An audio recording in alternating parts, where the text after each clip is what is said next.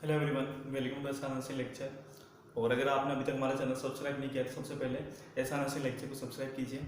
और आज हम बात करेंगे क्वेश्चन बैंक फर्स्ट के पार्ट 4 की। इसमें मैं लेके आया हूँ टोटल 25 क्वेश्चन और आपको क्वेश्चन स्क्रीन पर दिख जाएंगे। 10 सेकंड का मैं आपको टाइम दूंगा, उसमें आप सोल्व करके देखिए, ठीक है। उसके बाद में उसका रेशनल या फिर जो उसका एक्सप्लेनेशन यहाँ पे करूँगा। तो स्टार्ट करते हैं फटाफट। पहला क्वेश्चन आपकी स्क्रीन पर। पहला क्वेश्चन है कि इनमें से कौन सी वैल्यू HbA1c की डायबिटिक पेशेंट के अंदर इंडिकेशन है good control of blood sugar level की। मीन्स अपन को बताना है कि इसमें से कौन सी रेंज है जो कि इंडिकेट करती है कि डायबिटीज जो है उसमें अच्छे तरह से कंट्रोल है। पहला ऑप्शन है 1 to 3, 6 to 8, 8 to 10 और 10 to 12। ठीक है, आप 10 सेकंड लीजिए और फटाफट इसका जवाब दीजिए।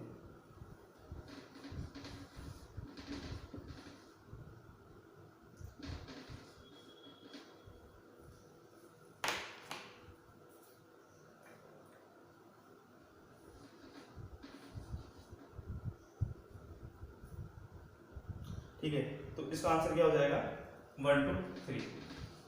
अब 1 to 3 इसका आंसर कैसे होगा कि सिंपल सी बात है, HbA1c जो होता है वो किसको इंडिकेट करता है कि आप जो डायबिटिक पेशेंट है, भले आप टाइप फर्स्ट के हैं, ठीक है, टाइप सेकंड के हैं, कोई से भी पेशेंट हुआ, उसके अंदर आपको ब्लड शुगर लेवल जो है अगर उसकी रेंज इसके अंदर आएगी तो आपके अंदर उसके अंदर मतलब आप ये बताता है कि आप कितनी अच्छे से जो है उसमें डायबिटीज कंट्रोल है। Means how well the diabetes is control in the diabetic patient, दोनों ही केस के अंदर यूज किया जाता है। ठीक है, इसका जो आंसर है या इसकी मैं नॉर्मल रेंज की बात करूँ तो वो क्या होती है 5.7 से 6.4%। ठीक है, प्री डायबिटिक कंडीशन जो होती है उसमें क्या होता है 6.4% से ज़्यादा कंडीशन हो जाती है, और उसके बाद जो कंडीशन होती है इसमें क्या होता है उससे भी ज़्यादा सीवियर। मीन्स जो डायबिटिक कंडीशन होती है मीन्स 5.7 से कम, 5.7 से 6.4 के बीच में, और डायबिटिक कंडीशन मतलब 6.5 से ज़्यादा। ये क्या है परसेंटेज में। कुल मिला के ये बस इतना इंडिकेट करता है कि पर्सन जो है भले वो टाइप फर्स्ट वाला हो सेकंड डायबिटीज वाला, उसमें जो है डायबिटिक कितने अच्छे तरीके से कंट्रोल हो रही है। नॉर्मल रेंज जो है 5.7% से कम होती है। ठीक है, ये हो गया अपना पहला क्वेश्चन। और इसके अलावा इसके अंदर क्या होता है कि हीमोग्लोबिन का जो माइनर कंपोनेंट होता है उससे क्या होता है ब्लड के अंदर जो शुगर लेवल है, शुगर है मीन्स जो ग्लूकोज है वो क्या हो जाती है बाइंड हो जाती है, उसी को अपन चेक करते हैं। मीन्स यहाँ पर अपन करते हैं एवरेज ब्लड शुगर लेवल जो है वो चेक कर रहे होते हैं, एवरेज ब्लड शुगर लेवल। ठीक है, जो अपन ने 6 से 10 वीक्स या 6 से 8 वीक्स के अंदर कितना उसका शुगर लेवल है ब्लड के अंदर, उसको अपन चेक करते हैं। तो ये था अपना पहला क्वेश्चन। इसके बाद में आता है टाइप 52 क्वेश्चन आपकी स्क्रीन पे। Following plaster cast the nurse should assess first. अब प्लास्टर कास्ट करने के बाद में नर्स को सबसे पहले क्या असेस करना चाहिए, एक्सट्रीमिटीज का colour, temperature, movement of toe या फिर पेलोर। तो 10 सेकेंड लीजिए आप।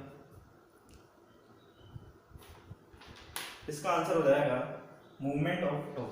जब भी अपन एक्सट्रीमिटीज पे जैसे प्लास्टर बांधते हैं, ठीक है, प्लास्टर ग्लास बांधते हैं तो अपन ये देखते हैं कि टो का मूवमेंट हो रहा है या नहीं हो रहा। क्योंकि अगर टो का मूवमेंट नहीं होगा उसको अपन ने ब्लॉक कर दिया तो क्या हो जाएगा, ये बिल्कुल इसके अंदर जो है हार्डनिंग होने लग जाएगी, साथ में ये जो है इसके अंदर सेंसेशन जो होते हैं मीन्स नम होने लग जाएगा। इस चीज़ का जो है सबसे पहले ध्यान रखा जाता है जब भी अपन प्लास्टर कास्ट बांधते हैं। ठीक है, इसके बाद में आता है थर्ड क्वेश्चन 53 क्वेश्चन है कि नॉर्मल कलर कोलोस्टोमी का क्या होता है, पेल pink, brick red, dark red, yellowish, बताइए।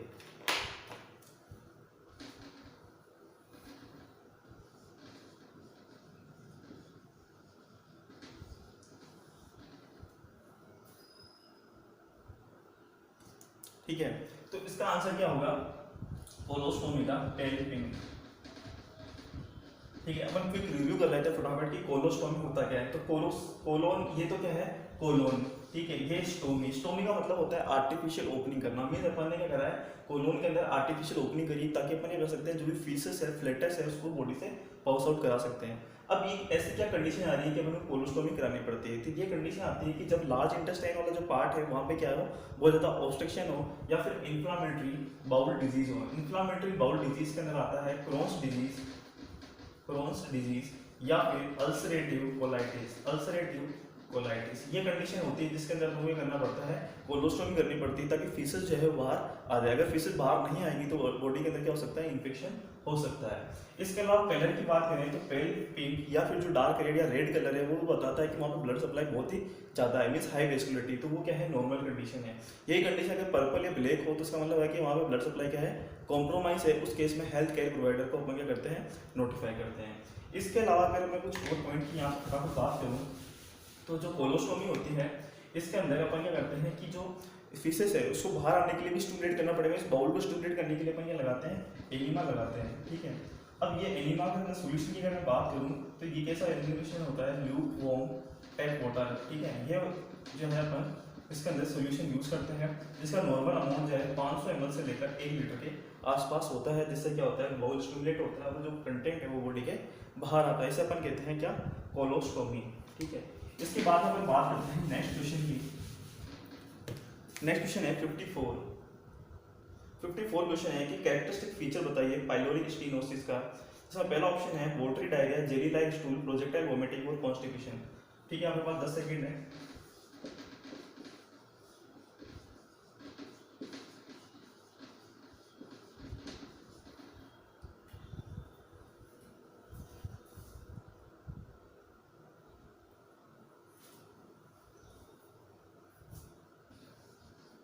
ठीक है, तो पाइलोरिक स्टेनोसिस के अंदर कैरेक्टरिस्टिक फीचर क्या होता है उसकी अपन बात कर रहे हैं। तो यहाँ पे जो आंसर आएगा वो होगा प्रोजेक्टाइल वोमिटिंग। क्यों, अब बात करते हैं इसी के फटाफट एक रिव्यू की। तो इसमें क्या होता है कि जनरल जो स्टमक आपको दिख रहा है, ठीक है, यहाँ पे क्या होता है,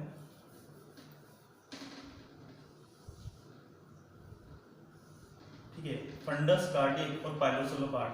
अब यहाँ पे क्या होता है कि ये जो पाइलस है यहाँ पे क्या प्रेजेंट होती है, सर्कुलर मसल फाइबर्स, इनका क्या हो जाता है, इनलार्जमेंट या ओवरग्रोथ हो जाती है, जिसकी वजह से क्या होगा,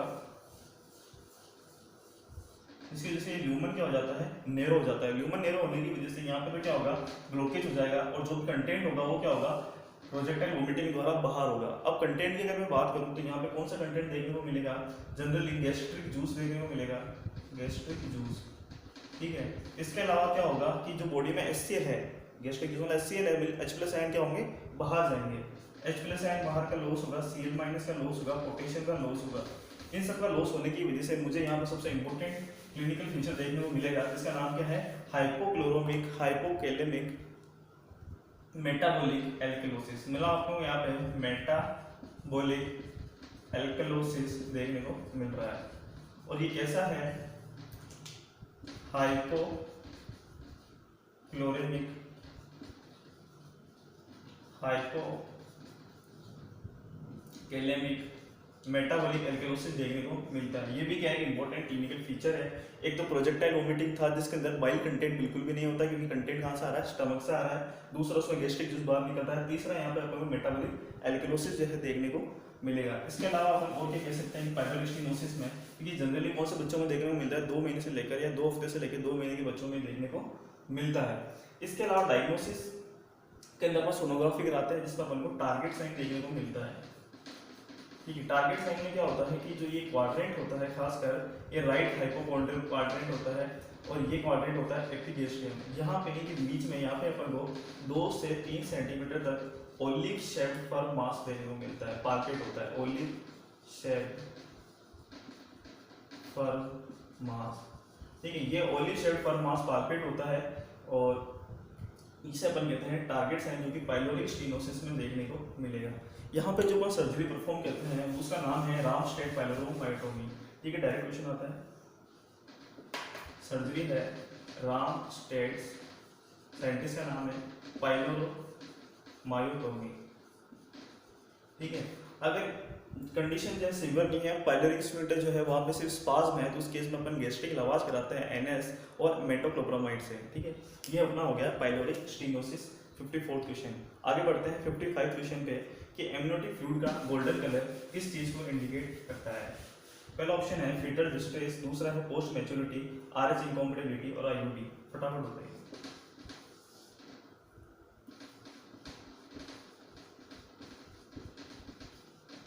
ठीक है, तो इसका आंसर क्या हो जाएगा, RH इनकॉम्पेटिबिलिटी, ठीक है। अब अपन ने एम्नियोटिक फ्लूइड जो है पढ़ रखा है पूरा डिटेल में, ओबीजी वाली प्लेलिस्ट में है। तो मैं बता देता हूँ कि गोल्डन कलर जो होता है जनरली आरएच इनकॉम्पेटिबिलिटी को बताता है, जिसमें क्या होता है फिटल आरबीसीज का ब्रेकडाउन होता है। आरबीसीज का ब्रेकडाउन होगा तो क्या होगा, एनीमिया तो देखने को मिलेगा, बिलिरुबिन का अमाउंट क्या हो जाएगा, बढ़ जाएगा, जिसकी वजह से क्या कलर आएगा, गोल्डन कलर आएगा। ठीक है, यही कलर अगर बात करें ग्रीनिश हो जाए तो ग्रीनिश कलर जो होता है वो किसको बताता है, म्यूकोनियम स्टेन को बताता है, म्यूकोनियम स्टेन।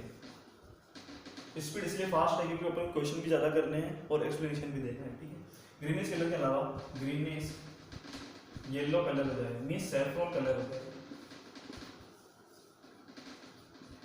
ग्रीनिश येलो या सैफ्रॉन कलर हो जाए तो उसको बताता है फिटल या पोस्ट मैच्योरिटी। पोस्ट मैच्योरिटी मतलब वीक जो है वो 42 वीक्स को भी क्रॉस कर चुका है। कलर अगर डार्क रेड हो जाए, डार्क रेड, तो वो ब्लीडिंग को बताता है, मीन्स हेमरेज को बताता है। ठीक है, कलर अगर टोबैको हो जाए, टोबैको या ब्राउन कलर हो जाए, तो टोबैको कलर किसको इंडिकेट करता है, टोबैको का कलर यहाँ पे इंडिकेट करेगा पोस्ट मैच्योरिटी इंट्राइड्रेन डेथ को। ठीक है, तो ये अपन ने बात करी एम्नियोटिक फ्लूइड 55 क्वेश्चन की। अब बात करते हैं 56 क्वेश्चन की, इनमें से कौन सा डायग्नोस्टिक टेस्ट आरएच इनकॉम्पेटिबिलिटी के लिए कराया जाता है। Indirect Coombs test, direct Coombs test, haemogram या ब्लड ग्रुप, फटाफट बताएं।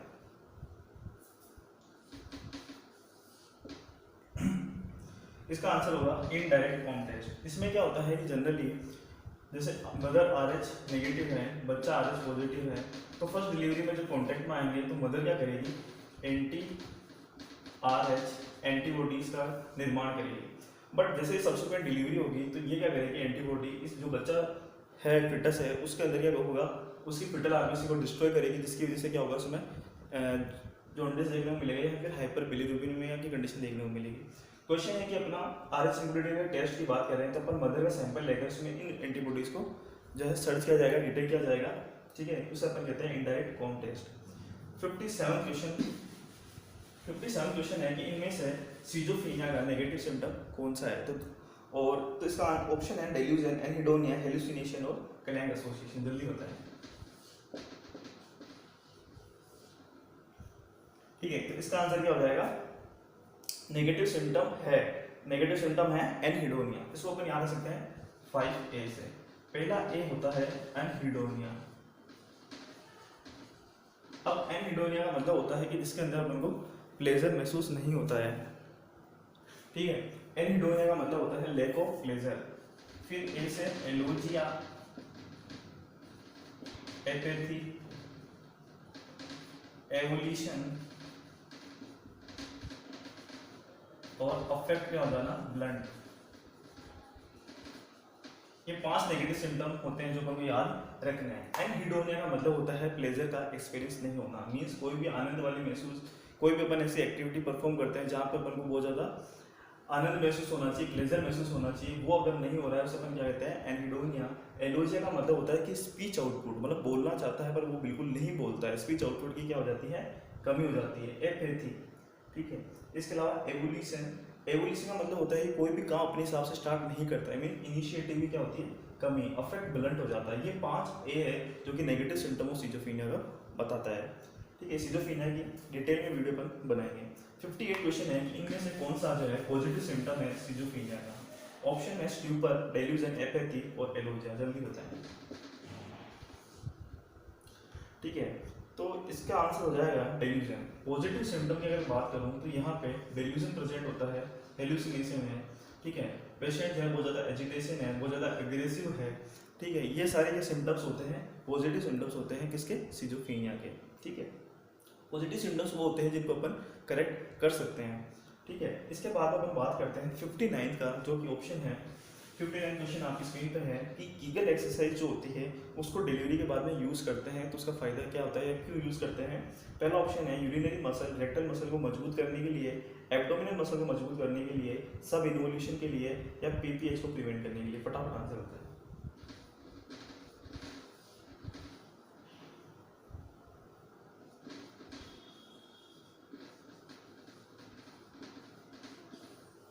ठीक है, इसका आंसर क्या हो जाएगा, ए।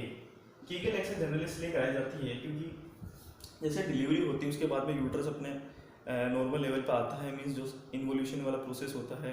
तो यहाँ पे क्या होता है कि जनरली जो अपनी यूरिनरी ब्लैडर की मसल्स हैं, रेक्टल मसल्स हैं, उनको मजबूत करने के लिए ये एक्सरसाइज कराई जाती है, ठीक है, ताकि उसमें क्या हो जाए, इनकॉन्टिन्यूस वाली कंडीशन ना रहे, ठीक है। ये था अपना 59 क्वेश्चन। फिर आता है 60 क्वेश्चन कि मेजर डिप्रेसिव एपिसोड की विशेषताएं है जिसमें लो मूड होता है वो कितने वीक तक होना चाहिए, 1, 2, 4 या 8, जल्दी बताएं।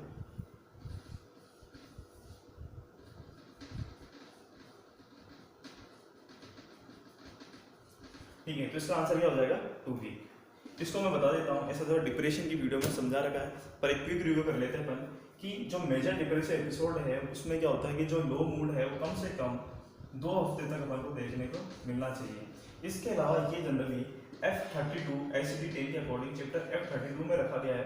इसमें क्या होता है कि अपन को परसिस्टेंट और परवेसिव सैडनेस देखने को मिलती है। परसिस्टेंट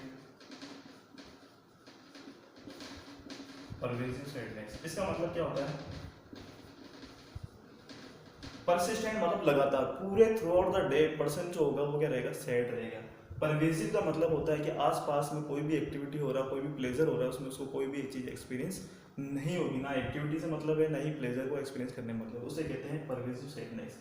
इसके अलावा जो पर्सन है उसको जो भी उसको ऐसा लगता है कि उसको कहीं भी मदद नहीं मिलेगी, उसकी जितनी भी आशाएं हैं वर्थ हैं वो सब क्या हो जाती है, लॉस होने लग जाती है। मीन्स यहाँ पे पेशेंट अपने आप को हेल्पलेस, होपफुलनेस, होपलेसनेस, वर्थलेसनेस जो है महसूस करता है, ठीक है। इसके अलावा पर्सन की अगर मैं बात करूँ तो यहाँ पर पर्सन जो है सुसाइडल थॉट्स भी देखने को मिलते हैं, और वो सुसाइडल थॉट्स में वो उसको एक्शन भी करता है, प्लान भी बनाता है, उसको परफॉर्म भी करने की कोशिश करता है। इसके अलावा यहाँ पे कुछ साइकोटिक फीचर जैसे कि डेल्यूजन और हेल्यूसिनेशन देखता है। अब डेल्यूजन और हेल्यूसिनेशन की अगर मैं बात करूँ तो यहाँ पे कौन सा डेल्यूजन देखने को मिलेगा, तो यहाँ पे जनरली निहिलिस्टिक डेल्यूजन या फिर डेल्यूजन ऑफ गिल्ट देखने को मिलता है। निहिलिस्टिक डेल्यूजन का मतलब होता है कि पर्सन को ऐसा लगता है कि इस दुनिया का और उसका खुद का कोई व्यर्थ नहीं है, ठीक है। और गिल्ट का मतलब होता है इसको बिना फालतू में जो है गिल्ट महसूस होती है, भले वो पास्ट में कुछ भी हुआ हो या करंट में कुछ भी हो रहा हो, उसके लिए हमेशा जो है गिल्ट बनी रहती है। इसके अलावा क्लिनिकल फीचर की अगर मैं बात करूँ तो यहाँ पर पर्सन का जो है धीरे धीरे वेट लॉस होने लग जाता है, क्योंकि वो एनोरेक्सिया की कंडीशन की वजह से सुबह जो है जो भी यूजुअल टाइम है उससे 2 घंटे पहले उठता है वो, ठीक है। इसके अलावा जो उसकी सेक्सुअल एनर्जी है, लिबिडो है, वो डिक्रीज हो जाता है, मीन्स सेक्सुअल डिजायर बहुत ही कम हो जाती है। इसके अलावा पर्सन जो है बहुत ज़्यादा थका हुआ महसूस करता है, मीन्स फटीगनेस बहुत ज़्यादा देखने को मिलती है। और अपन क्या कह सकते हैं कि पर्सन जो है बहुत ज़्यादा अपने आप को सोसाइटी से आइसोलेट कर देता है। ये अपन ने बात करी मेजर डिप्रेसिव एपिसोड की। बात करते हैं 67 क्वेश्चन की, 61 क्वेश्चन सॉरी, कि नेजोफेरेंजियल ट्यूब जो है वो सब में यूज़ की जाती है एक्सेप्ट पहला ऑप्शन है basilar skull fracture oral surgery, sedation, seizure activity और सिडेशन। तो इसमें आंसर क्या होगा, मतलब आप लोगों को बताना है कि इसमें अपन यूज़ नहीं करेंगे, जहाँ इसका यूज़ करने का इंडिकेशन नहीं है, ठीक है, बताइए।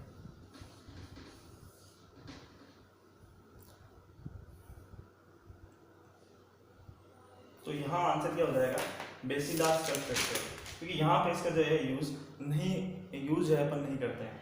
ओरल सर्जरी में करते हैं क्योंकि अपन ओरल कैविटी से फूड नहीं ले पाएंगे, तो अपन जो है ट्यूब के द्वारा न्यूट्रिशन प्रोवाइड करेंगे। सेडेशन में भी सेम केस है कि अपन जो एक्सट्रीमिटीज़ है पूरी बॉडी जो है वो रिलैक्स हो जाती है, पर्सन जो होता है उसमें रिलैक्स कंडीशन चला जाता है। प्रोलॉन्ग सीजर एक्टिविटी में भी अपन यही बता सकते हैं कि पेशेंट जो है वो अनकॉन्शियस चला जाता है कुछ टाइम के लिए, ठीक है। तो इसके अंदर आंसर क्या हो जाएगा, बेसिलर स्कल फ्रैक्चर। फिर बात करते हैं 62 क्वेश्चन की।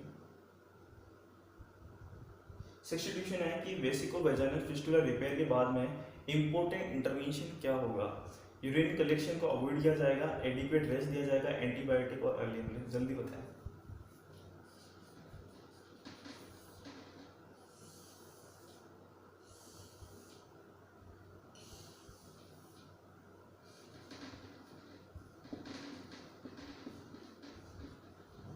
इसका आंसर क्या हो जाएगा, avoid urine collection in bladder. अब क्या होता है, ये कंडीशन डिजीज में देखने को मिलेगी।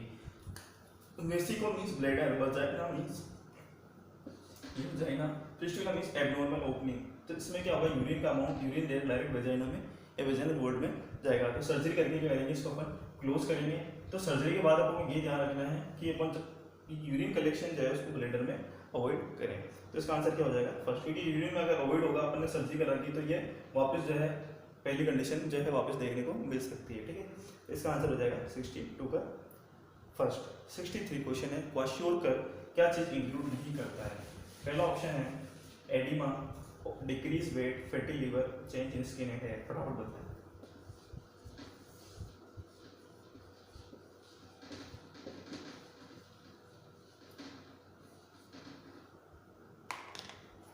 तो इसका आंसर क्या हो जाएगा डिक्रीज वेट, क्योंकि क्वाश्योर कंडीशन में क्विक रिव्यू करता हूँ यहाँ पे। तो ये जनरली 1 से 3 साल के बच्चे में, जो प्री स्कूल बच्चे होते हैं, प्री स्कूल चिल्ड्रन होते हैं, उन्हें देखने को मिलता है। और ये कब देखने को मिलेगा, जब क्या होगा उनकी डाइट में प्रोटीन प्लस कैलोरी दोनों की कमी होगी, बट प्रोटीन डाइट की प्रोटीन जो है वो ज़्यादा कमी होगी, डेफिशिएंट होगा, तब ये कंडीशन मेरे को देखने को मिलेगी। तो सिंपल पहला क्वेश्चन तो ये है कि 1 से 3 साल प्री स्कूल बच्चों को देखने को मिलता है, क्यों देखने को मिलता है, क्या देखने को मिलेगा। तो मोस्ट इंपॉर्टेंट क्लिनिकल फीचर में एक तो आता है एडिमा। अब एडिमा कहाँ देखने को मिलता है, जनरली जो टीबिया और एंकल वाला रीजन है वहाँ पर देखने को मिलता है ड्यू टू द हाइपोएल्बुमिनीमिया, ठीक है, एल्बुमिन प्रोटीन की कमी की वजह से। दूसरा क्या देखने को मिलता है अपन को फ्लैग साइन।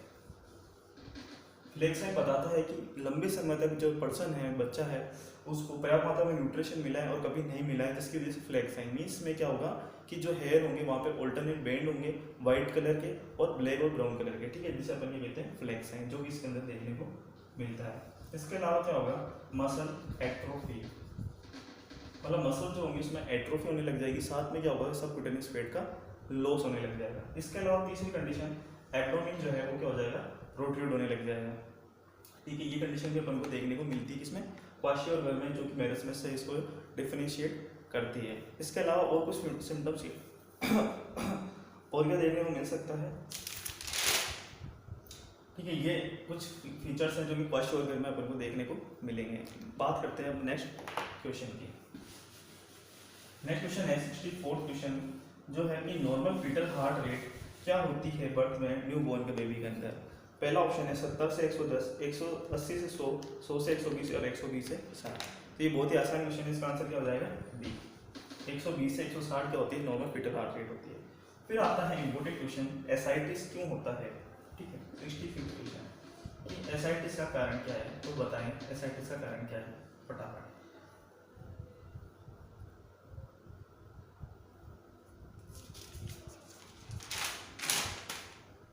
ठीक है, एसाइटिस का जो कारण होगा वो होगा हाइपोएल्बुमिनेमिया, मींस ए ऑप्शन।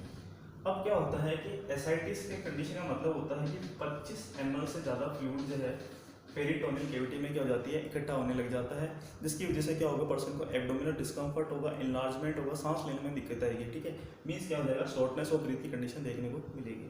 ये तो कंडीशन हुआ। इसके अलावा से जो मेजर कोज है वो क्या हो जाता है लीवर सिरोसिस। जो लीवर सिरोसिस होता है वो क्या है मेजर कोज होता है किसका, एसाइटिस का, ठीक है। इसके अलावा यहाँ पर ट्रीटमेंट पार्ट में अपन क्या कर सकते हैं पैरासेंटेसिस, मीन्स जो भी एब्डोमिनल फ्लूइड है उसको अपन क्या करेंगे ड्रेन कर लेंगे। पैरासेंटेसिस के अलावा मेडिकेशन की अगर मैं बात करूँ तो यहाँ पे जनरली डायूरेटिक्स यूज की जाती है। अब डायूरेटिक्स में क्या यूज कर सकता हूँ स्पाइरोनोलेक्टोन, या फिर यूज कर सकता हूँ फ्रूसिमाइड। स्पाइरोनोलेक्टोन का फायदा क्या है, ये क्या से होती है पोटेशियम स्पेरिंग डायूरेटिक, मतलब इसके वजह से क्या होगा पोटेशियम का यूरिन के द्वारा लॉस नहीं होगा। इन दोनों के यूज से अपन क्या करेंगे फ्लूइड का जो मात्रा है उसको बाय यूरिन निकाल देंगे ताकि वो क्या हो जाए कम हो जाए, ठीक है। ये अपन ने बात करी एसाइटिस की, जिसका मेजर कोज अपन ने लीवर सिरोसिस और इस कंडीशन के बारे में अपन ने देखा है। इसके अलावा यहाँ पे जो कॉम्प्लिकेशन हो सकता है वो क्या हो सकता है स्पॉन्टेनियस बैक्टीरियल पेरिटोनाइटिस, मतलब अगर रप्चर हो जाए तो उस केस में क्या हो जाएगा इमीडिएटली तुमको पेरिटोनाइटिस की कंडीशन देखने को मिलेगी। अब बात करते हैं 66 क्वेश्चन की, इनमें से कौन सी ड्रग स्केलेटल मसल रिलैक्सेंट नहीं है।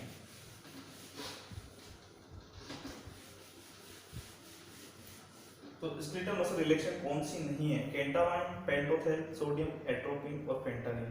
सॉरी है भी बताना है, तो अपन को मेमोराइज है इसमें पेंटोथेन सोडियम, ठीक है। फिर बात करते हैं 67 क्वेश्चन की, जो है कि जनरल एनेस्थीसिया में कौन सा सेंसेशन सबसे लास्ट में डिसअपीयर होगा, pupil response, consciousness, pain response या हियरिंग। फटाफट बताएं।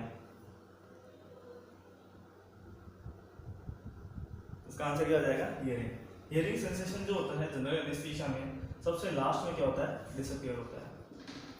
फिर बात करेंगे 68 क्वेश्चन की। 68 क्वेश्चन है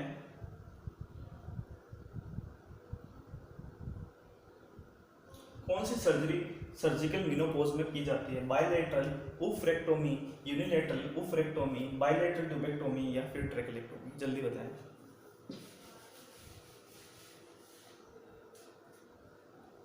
तो 68 का आंसर हो जाएगा बायलैटरल ओफ्रेक्टोमी। सिंपल सी बात है, सर्जिकली मेनोपॉज करवाना है। मेनोपॉज नहीं हो रहा है मीन्स क्या हो रहा है, मेंस्ट्रुअल साइकिल चल रही है। मेंस्ट्रुअल साइकिल भी चलती है ओव्यूलेशन की वजह से, ठीक है। 14th डे पे क्या होता है, PLH सर्ज होती है जिसकी वजह से क्या होता है, ओवम होता है वो निकल जाता है, मीन्स ओव्यूलेशन होता है। और इसके लिए रिस्पॉन्सिबल हार्मोन LH, FSH और एस्ट्रोजन होते हैं, ठीक है। अब ये सब ओवरी में हो रहा है तो सर्जिकली ओवरी निकाल दो तो मेंस्ट्रुअल साइकिल चलेगी नहीं, मीन्स मेनोपॉज आ जाएगा। तो इसका आंसर क्या हो जाएगा, बायलैटरल ओफ्रेक्टोमी। अब एक ओवरी निकाल लेंगे, दूसरी तो फंक्शन रहेगी, इसलिए दोनों ही ओवरी को निकाल दिया जाता है। 69 क्वेश्चन 69 क्वेश्चन है कि after hydatidiform mole surgery the nurse should assess. Hydatidiform mole की सर्जरी करने के बाद नर्स को सबसे पहले क्या असेस करना चाहिए, SCG level, immunity output, vaginal discharge या बायोप्सी रिजल्ट? जल्दी सोच के बताएं।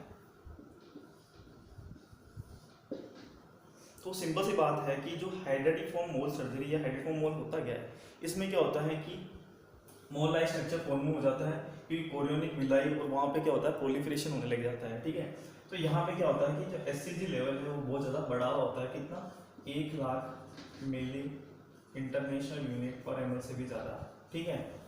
तो जब हाइड्रेटिफॉर्म मोल की सर्जरी हो जाएगी, उसको निकाल दिया जाएगा तो इसको चेक किया जाएगा। अगर ये कम है इसका मतलब सर्जरी सक्सेसफुल है, और ज़्यादा है या फिर थोड़ी ज़्यादा है तो हेल्थ केयर प्रोवाइडर को इन्फॉर्म किया जाता है। तो सबसे पहला काम क्या हो जाता है, SCG लेवल चेक करना। 70th क्वेश्चन, इनमें से कौन सा एक्शन जो है वो यूज नहीं किया जाता है एक्सेसिव हैमरेज को रोकने के लिए थर्ड स्टेज ऑफ लेबर में? ऑक्सीटोसिन एडमिशन करना, यूट्राइन हैमरेज, मिथार्जिन या राइट मीडियोलेटरल एपिसोडोमी? जल्दी बताएं।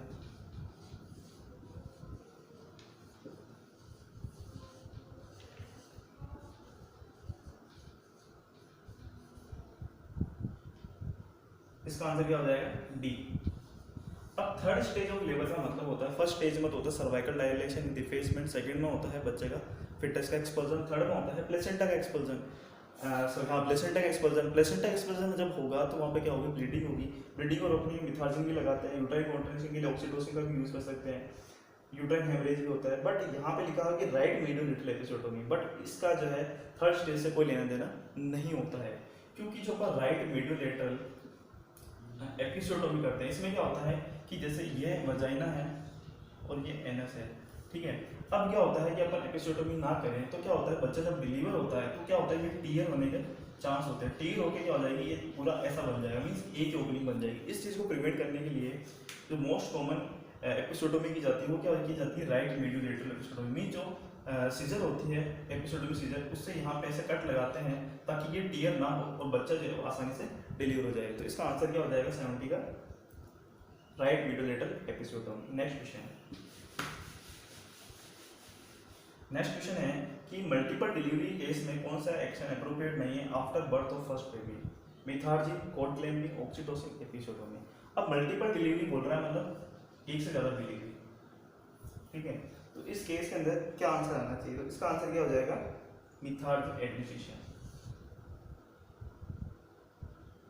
मल्टीपल डिलीवरी का मतलब है एक से ज़्यादा बच्चे उसमें होंगे यूट्रस में, एक निकल गया दूसरे के बाद उसके में कौन सा एक्शन नहीं करना है, तो क्या आंसर हो जाएगा, मिथार्जिन। क्यों, क्योंकि पहला निकला है बच्चा, उसकी प्लेसेंटा अपने सर्फेस से हट गई होगी और दूसरा अभी अंदर ही है तो उसकी प्लेसेंटा लगी हुई होगी।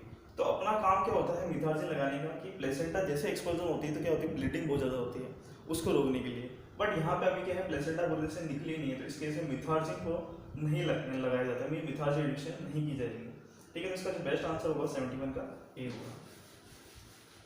72 क्वेश्चन देखते हैं कि अपेंडिसाइटिस में पेन कहाँ लोकेटेड होता है, left lower quadrant, left upper quadrant, right lower quadrant, right upper quadrant? ये डिटेल में जो है MSN की प्लेलिस्ट में है और इसका फटाफट बताइए आप 73 का आंसर। इसका आंसर क्या हो जाएगा, राइट लोअर क्वाड्रेंट। अब क्या होता है कि अपेंडिसाइटिस का मतलब क्या है, अपेंडिक्स का इन्फ्लामेशन। अपेंडिक्स का होता है जो सिक्का वाला पार्ट होता है वहाँ पे वो अटैच होता है इलियोकेकल वॉल के जस्ट नीचे, 10 सेंटीमीटर की लेंथ होती है। मीन्स अब क्या होता है, फ्लूइड से मतलब जो फूड अपन खाते हैं वो पास आउट होता है लार्ज इंटेस्टाइन में और कैइका में चला जाता है, मीन्स सिकम में चला जाता है। अब अपेंडिसाइटिस में ये क्या हो गया, इन्फ्लाम हो गया, ठीक है। अब क्या होता है कि इसकी जो पोजीशन होती है, ठीक है, इसकी पोजीशन ये बात करें तो ये कहीं,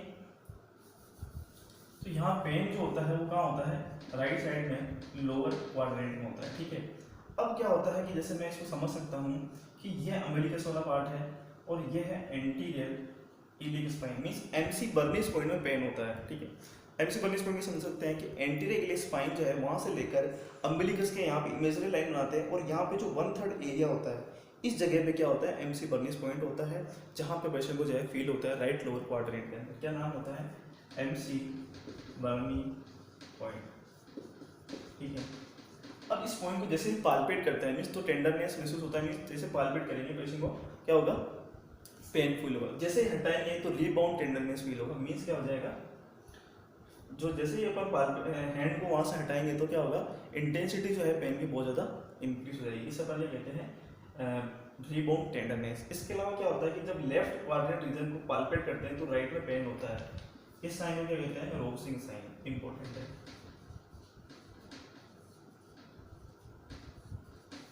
ठीक है। और अपेंडिसाइट पूरा एक्सप्लेन कर रखा है, ये तो अपन ने क्विक रिव्यू देखा है, ठीक है। फिर आता है 74th क्वेश्चन। 74th क्वेश्चन क्या कह रहा है कि लेरेंजियल एयरवे की लोकेशन क्या होगी, ग्लोटाइटिस, सुप्राग्लोटिक, नहीं ग्लोटिस सॉरी, सुप्राग्लोटिक, इन्फॉर्मेलिटीज और एंडोट्रेकियल, बताएं फटाफट। तो सिंपल सी बात है, इसका आंसर क्या होगा, सुप्राग्लोटिस। कैसे, ये होती है ट्रेकिया, ये होती है इसोफेगस, ठीक है। ये होता है फूड पाइप, ये होता है विंड पाइप। अब क्या होता है इसके अंदर अपन को क्या करना है, सांस लेने में दिक्कत है, रेस्पिरेटरी प्रॉब्लम है तो वहाँ पर अपन ये लगाते हैं, सीपीआर में भी जनरली इसको यूज़ कर लेते हैं। तो इसकी पोजीशन क्या होनी चाहिए, तो सिंपल सी केस है कि यहाँ से क्या होती है, एयर आ सकती है, यहाँ से एयर आ सकती है, बट यहाँ पे फूड नहीं आ सकता। तो यहाँ पे क्या स्ट्रक्चर प्रेजेंट होती है, एपिग्लोटिस। अब एपी का मतलब क्या होता है, ऊपर, तो इसके नीचे क्या होगा, ग्लोटिस। मतलब जो ट्रेकिया की ओपनिंग होती है, यहाँ पे क्या होता है, लेरिक्स वाला पार्ट होता है, ठीक है। लेरिक्स वाला पार्ट है, ये ट्रेकिया की जो ओपनिंग होती है सब क्या कहते हैं, ग्लोटिस। तो यहाँ पे जो लेरिंजियल एयरवे लगाया जाता है वो सुप्रा ग्लोटिस लगाया जाता है, मींस ग्लोटिस से जस्ट ऊपर की तरफ लगाया जाता है, ठीक है। तो इसकी लोकेशन क्या हो जाएगी, ये हो जाएगी। फिर है अपना लास्ट क्वेश्चन 75। ये क्वेश्चन कह रहा है कि केस गैंग्रीन फुट है, उसको ओटी में रिमूव करना है, तो उसका शेड्यूल होगा वो एट द एंड होगा, बिगिनिंग में होगा, सर्जरी की कन्वीनियंस के हिसाब से होगा या roll number of the day के हिसाब से होगा। तो बताएं सब फटाफट, ठीक है। तो इसका आंसर क्या हो जाएगा, एट द बिगिनिंग, मींस इसका ऑप्शन हो जाएगा बी। अब गैंग्रीन का आपको पता है, गैंग्रीन का मतलब है खासकर फुट देर का है। गैंग्रीन का मतलब होता है कि ये या तो ब्लड सप्लाई कम होने की वजह से हो रहा है या फिर ब्लड सप्लाई ठीक है बट इन्फेक्शन है, इन दोनों ही कंडीशन में हो सकता है। इन्फेक्शन है तो अपन सर्जरी के साथ में एंटीबायोटिक्स देंगे, और अगर सिर्फ कंडीशन है ब्लड सप्लाई की तो अपन सर्जरी करके ब्लड सप्लाई को सही करने की कोशिश करेंगे। मीन्स दोनों ही केस में अपन क्या करना चाहते हैं, जैसे ये वाला गैंग्रीन वाला पार्ट है और आसपास में क्या है, हेल्दी टिश्यूज हैं, तो अपना काम क्या होता है, या फिर इसके सराउंडिंग में हेल्दी टिश्यू है तो इसको अपन क्या करते हैं, सर्जिकली रिमूव कर देते हैं, ताकि आसपास के जो सेल है वो उससे अफेक्ट ना हो। या क्योंकि ये तो क्या होगा, धीरे धीरे स्प्रेड होगा। अगर ये टो से स्टार्ट हुआ है तो पूरा फुट भी ले सकता है। यहाँ बात हो रही गैंग्रीन फुट की, तो ये ऊपर भी चढ़ सकता है, तो उसको प्रिवेंट करने के लिए अपन क्या करेंगे, सर्जरी करेंगे, उसको निकाल देंगे। तो ये क्या था अपना गैंग्रीन। ये अपन ने आज डिस्कस करें 25 क्वेश्चन, ठीक है। पूरे एक्सप्लेनेशन के साथ एक्सप्लेन किए हैं। इससे पहले भी अपन 3 बैंक लेके आए, इसमें 25 क्वेश्चन थे, ठीक है। नेक्स्ट वीडियो में अपन 25 क्वेश्चन और लेंगे। आप कमेंट करके जरूर बताएं कि आपको वीडियो कैसी लगी, पीडीएफ ज़्यादा अच्छा लगा या फिर ये तरीका एक्सप्लेनेशन का ज़्यादा अच्छा लगा। अगर आपको वीडियो पसंद है तो प्लीज़ चैनल को सब्सक्राइब करें और ज़्यादा से ज़्यादा इस वीडियो को शेयर करें। Thank you.